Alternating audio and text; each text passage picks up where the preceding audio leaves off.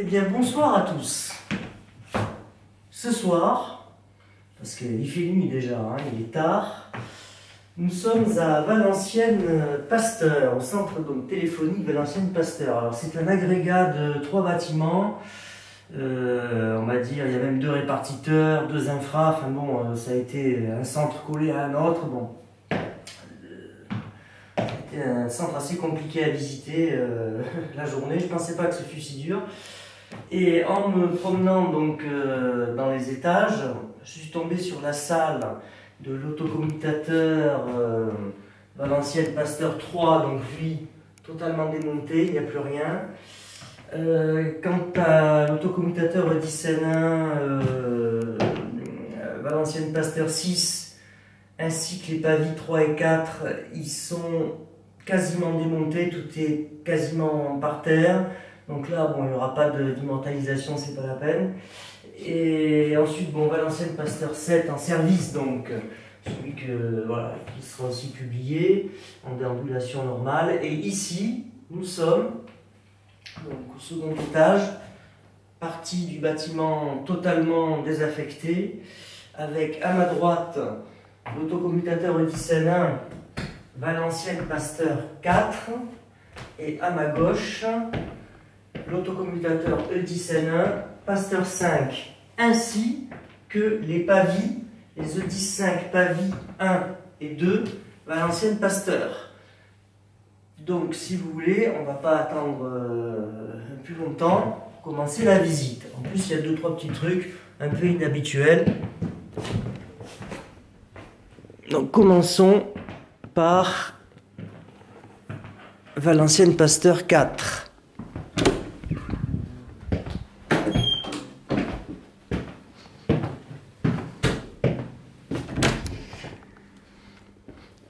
Donc ici, voilà, autocommutateur Edison 1, Valenciennes-Pasteur 4, standard.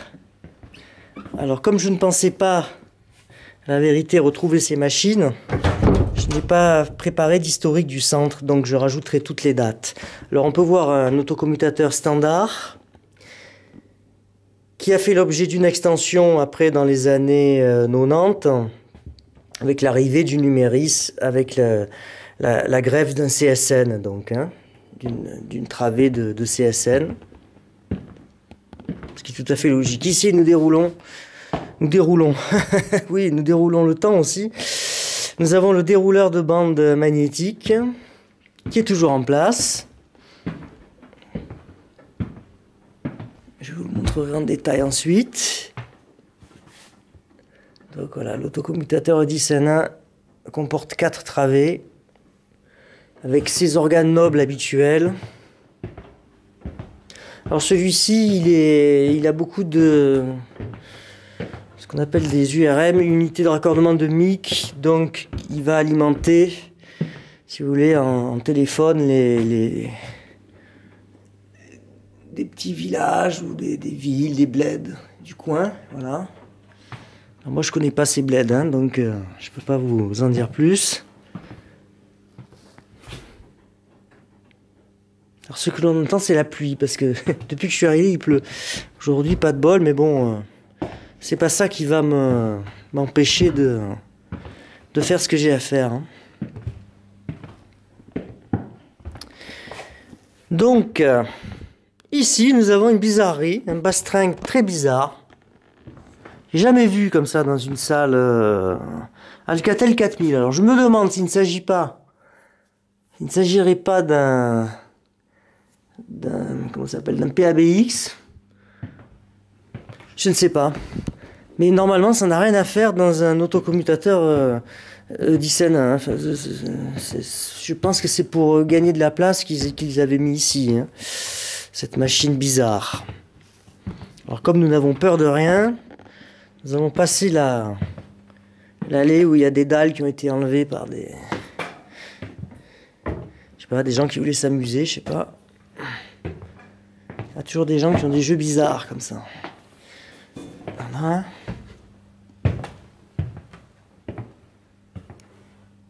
Là, on peut voir aussi toujours des URM. Hein. Vieux Condé, le Quesnoy, voilà. Bon, Mortagne. Hein. On voit tous ces bleds là. Parce que tout ça, ce sont des organes nobles, hein. Les marqueurs, à ma gauche. Mais presque toutes les cartes ont été retirées, hein. Le réseau de connexion a été quasiment purgé. Ainsi que les traducteurs. Ah, alors, là, notre fameux dérouleur de bande magnétique. Le dispositif de sauvegarde. Voilà, il a même une bande dessus, vous voyez, il est prêt à redémarrer, hein.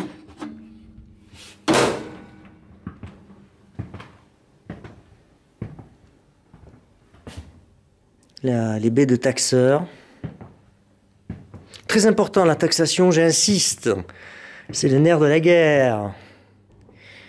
On peut voir ici des petits... voilà, le câblage enroulé, le wrapping. Wire wrapping. Pareil, derrière les taxeurs. Bon, on peut voir que c'est plus compliqué derrière les taxeurs quand même, hein. Hein, tous les tarifs. Donc attendez, ici, avant de dire une bêtise, c'est quels organes? Multi-enregistreur aussi, bah oui, multi-enregistreur.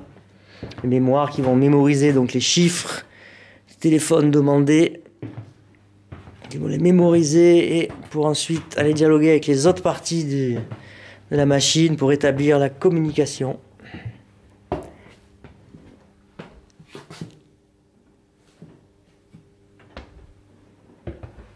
Ce fut une belle machine. Il n'en reste pas grand-chose. Enfin, encore les bâtis qui sont photographiables, filmables, surtout au niveau des pré-câblages.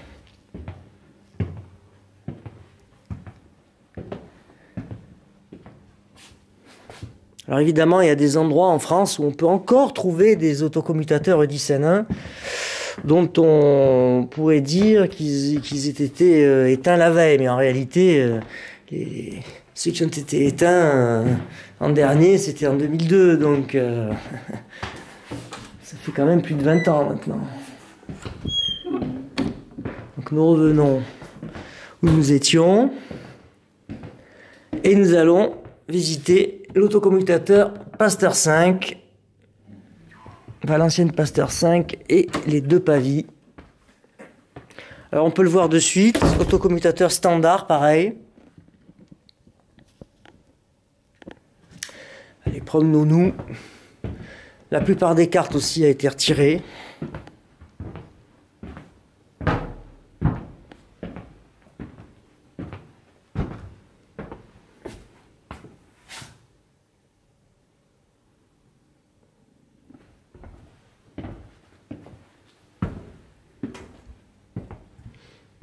Ici, nous avons encore le dérouleur de bande magnétique. Soyons fous. Voilà, la bande est là. La machine est prête à redémarrer, croyez-moi. Bon, le problème, c'est que derrière, il n'y a plus rien. Alors, par contre, nous avons une bizarrerie ici. Comme quoi un centre n'est pas égal à un autre centre. Pas forcément. Un dérouleur de réserve, visiblement de réserve, qui a été, bon, il est à l'envers, mais bon, peu importe, qui a été mis sur une sorte d'arceau. Je pense que c'est comme ceci qui devait être conservé ou transporté. Voilà. Pourquoi est-il ici encore? Ça, c'est tout un... C'est un mystère. C'est la première fois que je vois ça, hein. C'est un dérouleur monté sur arceau.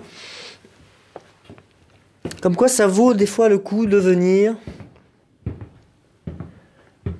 Parce qu'on apprend toujours des choses. Il y a toujours un petit truc à gratter. Une petite information. Voilà, là nous arrivons au bout donc de la machine, pas loin, disons, on va dire. Encore les pré-câblages, magnifiques, hein.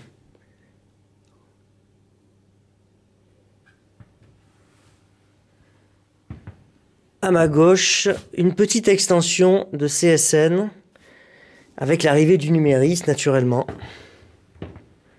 Là, nous avons sûrement les multi-enregistreurs. avec ce câblage aussi encore plus fin, encore plus détaillé.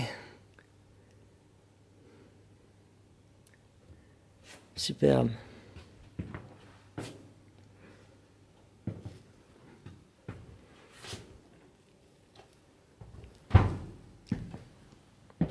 Et malheureusement, ces machines dont on voit la qualité de fabrication, même la tôlerie est magnifique, la peinture au four, malheureusement, on n'a pas pu les conserver après 2002, comme je l'ai déjà expliqué sur mon site internet, à cause du fait que ces machines, bien que ultra modernes en 1980-81, avec la première mise en service donc à Brest en 81,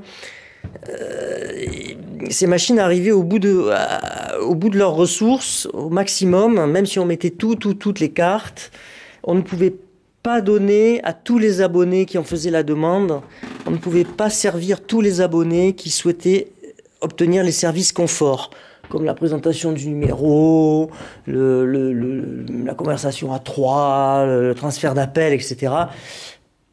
Toutes ces choses qui étaient en partie réalisées avec des programmes, des logiciels, et aussi des logiciels qui étaient vraiment conçus, pas de la manière qu'on les pense maintenant, c'est-à-dire que les logiciels allaient actionner des micro-organes, on va dire, électroniques, hein, immatériels certes, mais sur des cartes. Donc c'est pas comme un logiciel qu'on installe dans un ordinateur et l'ordinateur après, le programme va s'installer un peu où il peut et c'est pas comme ça. Donc du coup, il y avait un manque. On pouvait pas donner on pouvait pas servir toute la clientèle en fait. Tous les abonnés, non, c'était pas possible.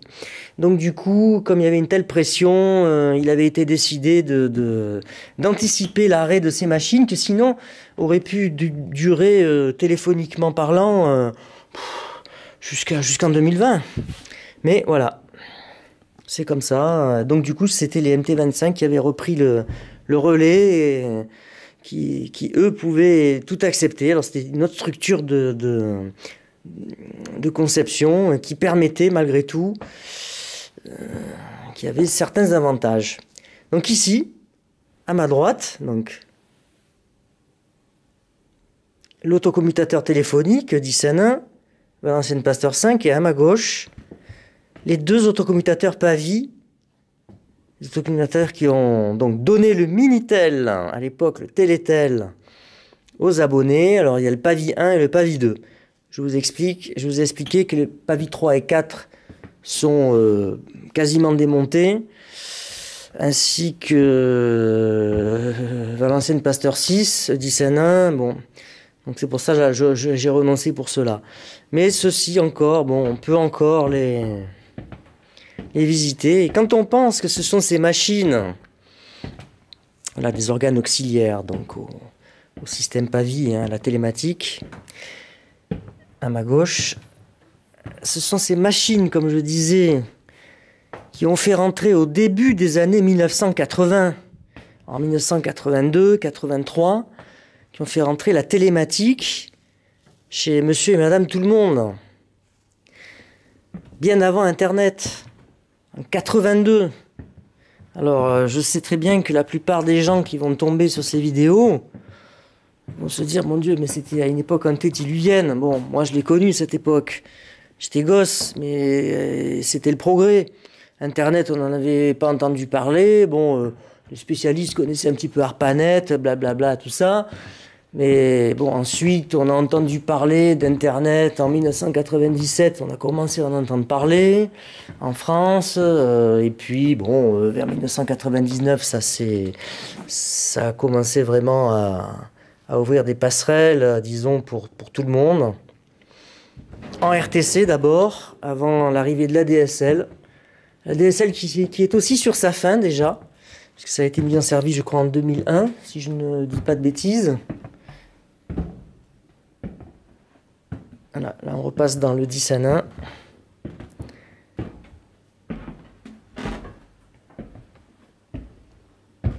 Donc avec quasiment 20 ans entre 15 et 20 ans d'avance, nous avions quelque chose que les autres n'avaient pas. C'est ça qu'il faut essayer de faire comprendre aux gens. Avec un téléphone en voie d'électronisation intensive, même si les derniers autocommutateurs électromécaniques fortement électronisés ont duré jusqu'en décembre 1994 pour les ultimes. Mais bon, nous avions un réseau téléphonique digne de ce nom, alors qu'au départ, nous partions avec un énorme retard accumulé depuis les années 1950. Du fait de la guerre, etc. De choix, on a préféré faire d'autres choses. Voilà, on repasse dans les pavis. Alors ça c'est marrant. Télésystème, c'était une boîte aussi qui était montée, je crois, par plus ou moins des gars des PTT d'ailleurs. Hein. Là je vois Diadème aussi. Qu'est-ce que j'en ai pas entendu parler de Diadème? Diadème. Système Diadème. Bon, là on a des batteries de modem. C'est Matrans, ça ce sont des modems. Voilà.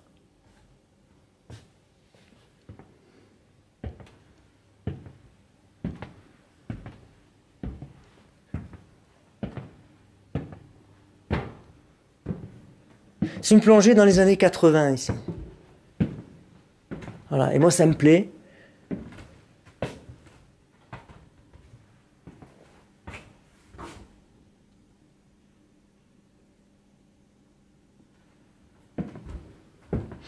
Même l'odeur, il y a des odeurs de caoutchouc un peu bizarres, de plastique.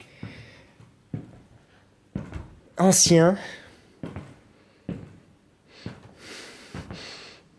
Oui, l'électronique a une odeur. Bon, pas aussi forte que l'électronique des années 60 ou 50. Ça, c'est sûr. Mais quand même, voilà. Ça, c'est l'arrière du dérouleur de bande magnétique. Avec tous ces circuits intégrés, là. Ce sont des 74, je crois, LS. TTL amélioré, voilà. Incroyable. Ça craint pas l'électrostatique, normalement, le TTL LS. Donc ça bouge pas, ça, en général.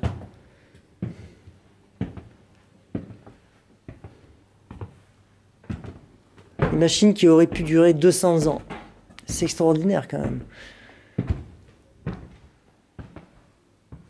Et finalement, ils en ont duré que 21 en tout, et pour tout. Les Edisonins, je parle pour les Edisonins. Alors les Pavis, eux, ils ont eu un petit répit. Enfin, je crois que c'est jusqu'en 2012. Donc,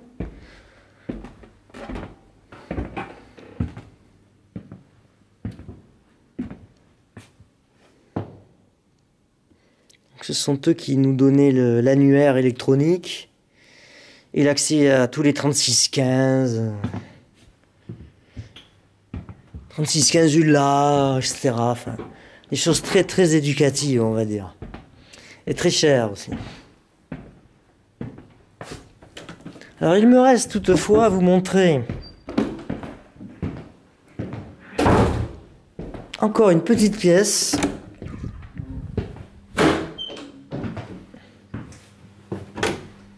Voilà. C'est le centre d'enregistrement.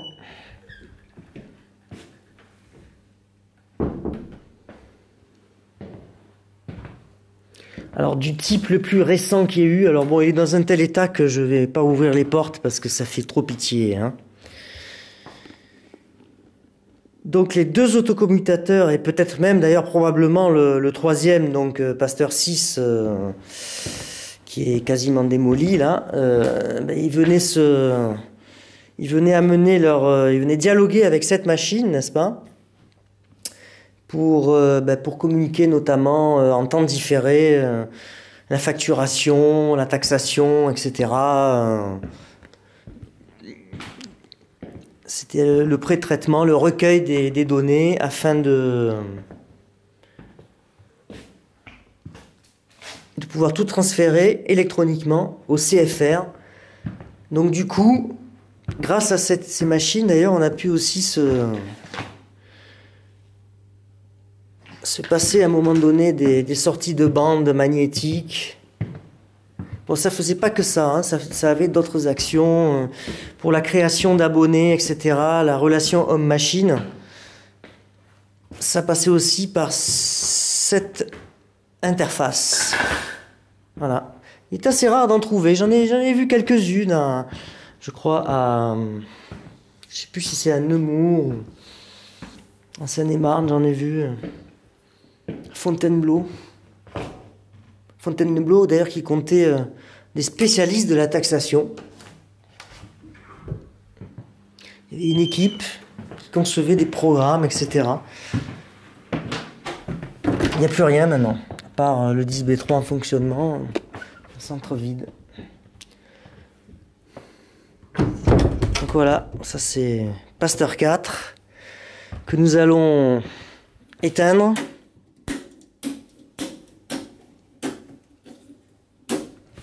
Sans fioriture.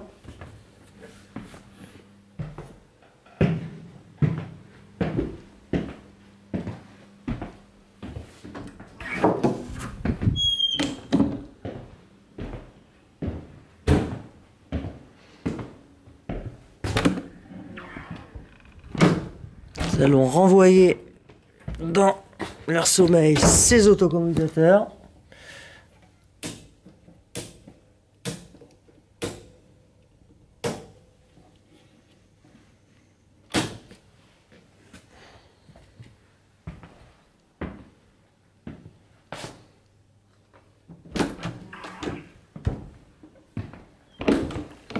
Bon, je n'ai pas tourné vu l'état, disons que c'était bien de montrer un peu l'ensemble,